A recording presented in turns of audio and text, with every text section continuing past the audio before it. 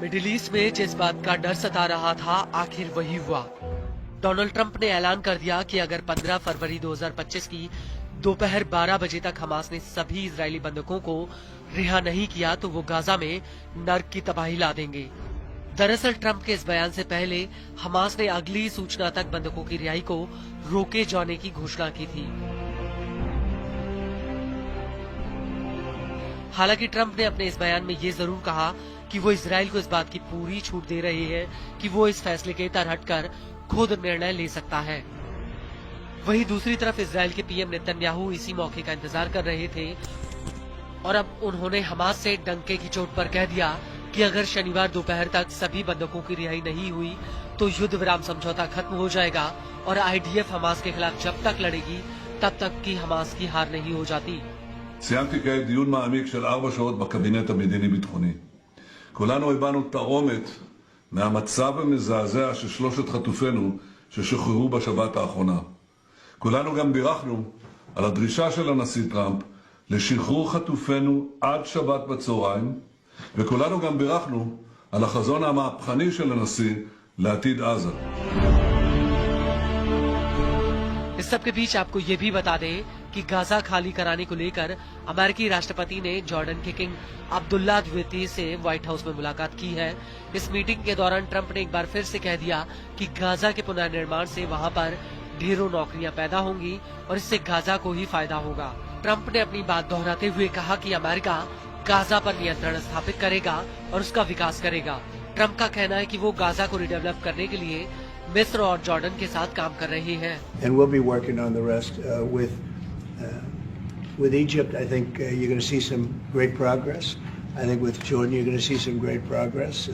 3 of us, and we'll have some others helping, and we're going to have some others at a very high level helping, and the whole thing will come. It's not a complex thing to do, and with the United States being in control of that piece of land, a fairly large piece of land, you're going to have stability in the Middle East for the first time. And the Palestinians, or the people that live now in Gaza, will be living beautifully in another location. They're going to be living safely. They're not going to be killed, murdered, and having to leave every 10 years. Because I've been watching this for so many years. It's nothing but trouble. वहीं दूसरी तरफ Trump के इस बयान को लेकर Jordan के king Abdullah ने भी बड़ी बात कही है। किंग अब्दुल्ला का कहना है कि वो इसको लेकर मिस्र से बात करेंगे। इसके अलावा वो सऊदी अरब भी जाएंगे, जहां पर वो अरब देशों से चर्चा करेंगे। We have to keep in mind that there is a plan from Egypt and the Arab countries. We're being invited by Mohammed bin Salman to discussions in Riyadh. I think the point is how to make this work in a way that is good for everybody. Right. Obviously, we have to look at the best interests of the United States, of the people in the region, especially to my people of Jordan. And we're going to have some interesting discussions today, I think. King Abdullah का ये भी कहना है कि हम अभी भी फिलिस्तीनियों के विस्थापन के खिलाफ हैं। गाजा का पुनर्निर्माण फिलिस्तीनियों को विस्थापित किए बिना होना चाहिए। यह रुख पूरे अरब का है। ट्रंप के साथ मीटिंग के बाद किंग अब्दुल्ला ने ट्विटर पर एक पोस्ट भी किया, जिसमें उन्होंने लिखा कि मैंने गाजा और वेस्ट बैंक में फिलिस्तीनियों के विस्थापन के खिलाफ जॉर्डन की दृढ़ स्थिति को दोहराया है। यह अरब देशों का एकीकृत पक्ष है।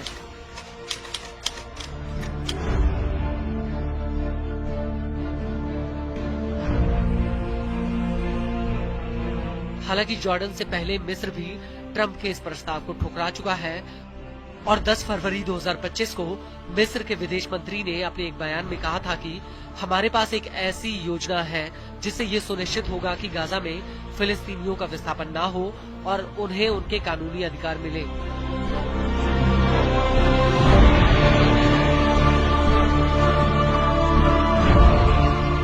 Everything's about. You can't live in this. But we'll make it into a very good site for future development by somebody.